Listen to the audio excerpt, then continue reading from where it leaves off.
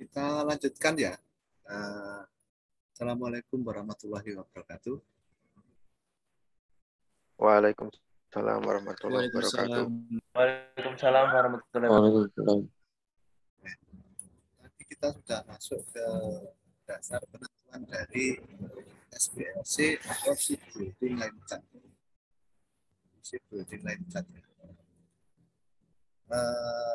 Rancangan dasar dari Shipbuilding Line Chart itu yang pertama adalah masukan atau database data yang sudah ada di perusahaan. Data dari pengalaman yang telah lalu dalam pembangunan kapal. Kemudian data dari beban pekerjaan yang ada saat ini di perusahaan tersebut. Apakah dia sedang membangun proyek? Yang ketiga adalah kapasitas atau total dari dalam kapal tersebut. Kapasitas atau kemampuan total itu maksudnya adalah apakah nanti jika ada kapal baru yang masuk untuk kontrak yang baru itu tidak akan overloaded, over capacity. Kemudian yang keempat adalah pemakaian tenaga kerja. Apakah data tenaga kerja yang sudah ada saat ini itu sudah terbebani dengan beban pekerjaan yang sudah ada.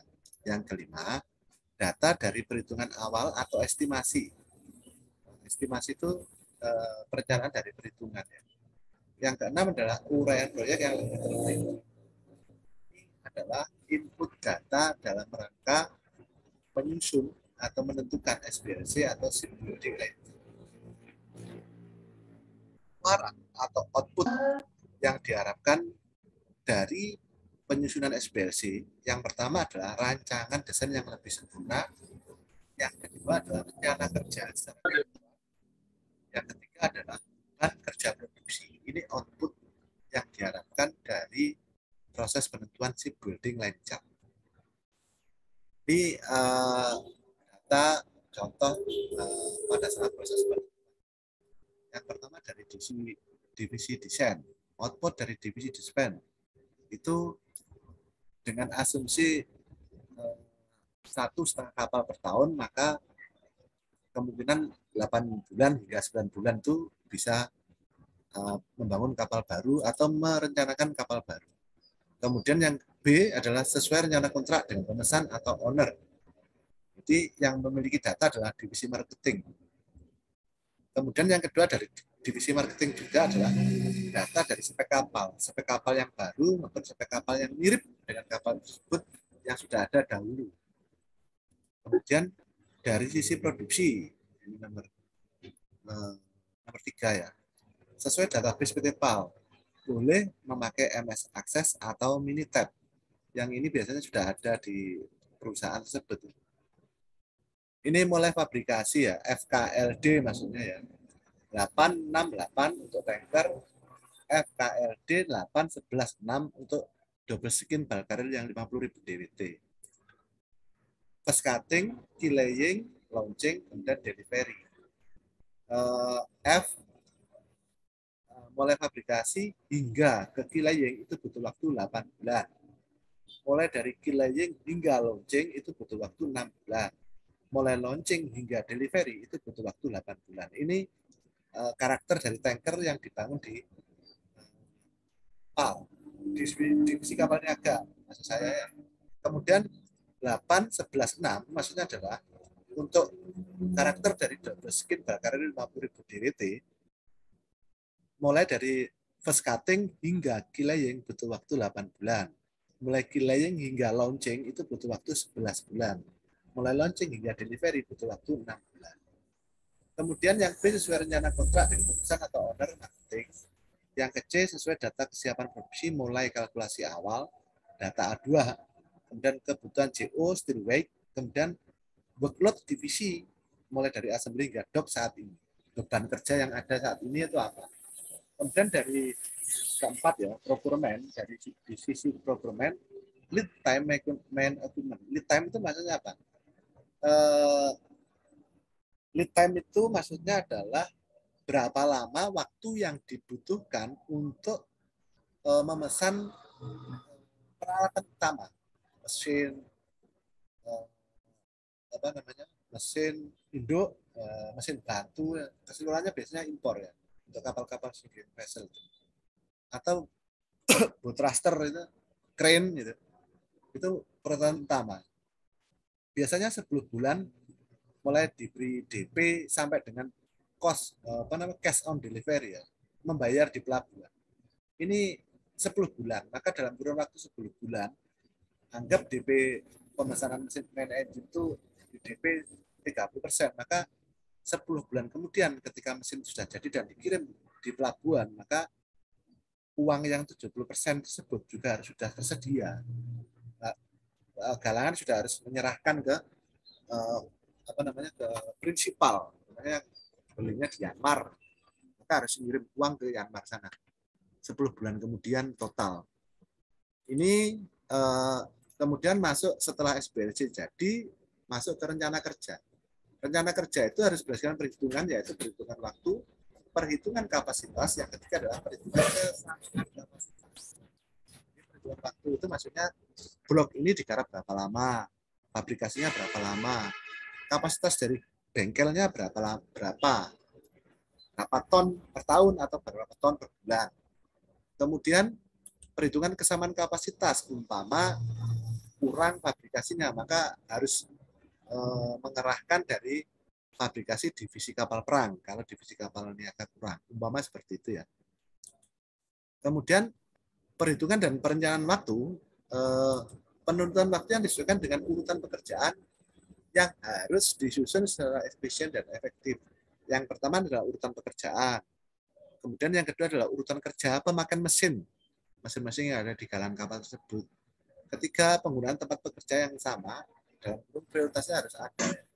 Yang keempat adalah pemberian dan pengangkutan material, mulai dari gudang hingga nanti selesai pekerjaan di erection. Kemudian yang kelima adalah pemberian dan pengangkutan material instalasi ke belibet. Maksudnya pemberian ini bukan ya, pengambilan dan pengangkutan material dari gudang, pengambilan dan pengangkutan material atau instalasi kapal ke building bed doknya. Nah ini sama sudah pernah membuat ya,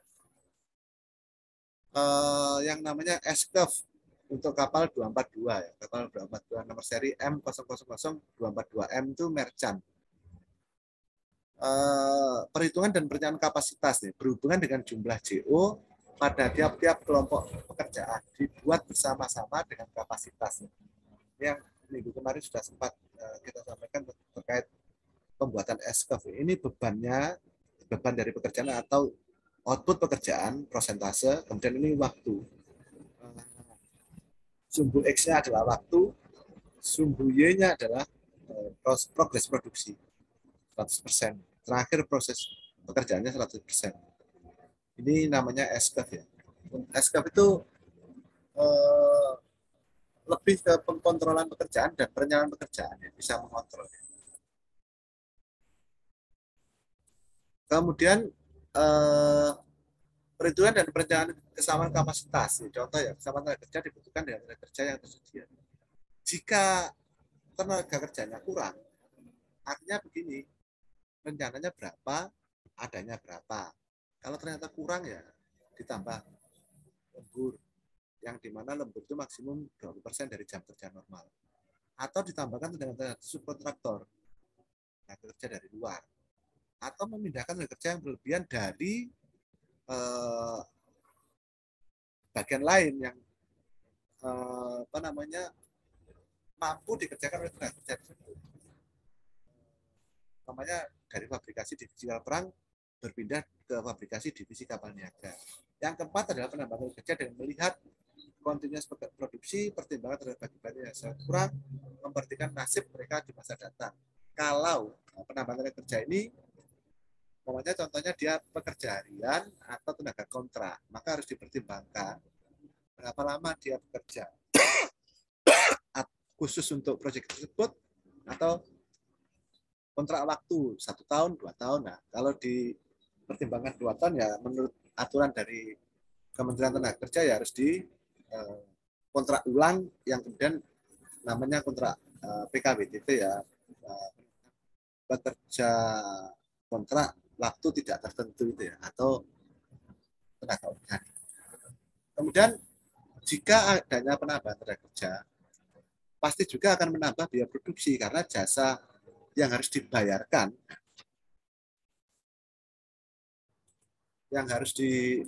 untuk penambahan tenaga kerja juga harus diambilkan dari biaya pokok produksi atau BPP.